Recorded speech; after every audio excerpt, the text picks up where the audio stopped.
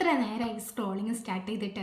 അതിനിടയിൽ നിങ്ങൾ എത്ര വീഡിയോസ് കണ്ടു? എത്ര വീഡിയോസ് എപ്പോഴും നിങ്ങളുടെ മൈൻഡിൽ കിടക്കുന്നുണ്ട്? എത്ര നിങ്ങൾ ജസ്റ്റ് സ്ക്രോൾ ചെയ്ത് കളഞ്ഞു? അറിയില്ല അല്ലേ? അതുപോലെയാണ് നമ്മുടെ ലൈഫ്.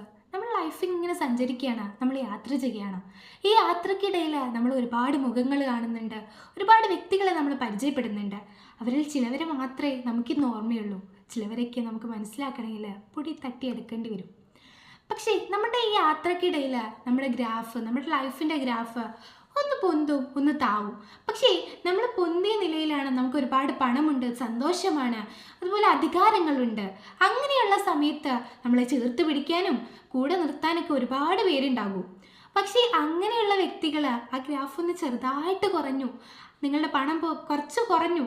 അങ്ങനെയുള്ള സാഹചര്യത്തിൽ അന്ന് നിങ്ങളെ കൂടെ ഉണ്ടായിരുന്ന, അന്ന് നിങ്ങൾ ചേർത്ത് പിടിച്ച ഒറ്റ മനുഷ്യന്മാർ അങ്ങോട്ട് തിരിഞ്ഞു നോക്കില്ല.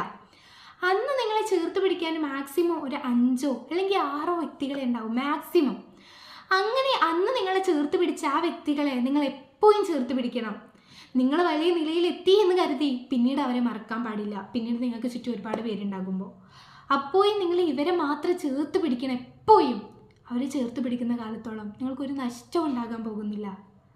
അപ്പോൾ നിങ്ങളുടെ കൂടെ എപ്പോഴും നിങ്ങളെ ചേർത്ത് പിടിച്ച വ്യക്തികളെ ഒരിക്കലും മറക്കാതിരിക്കുക.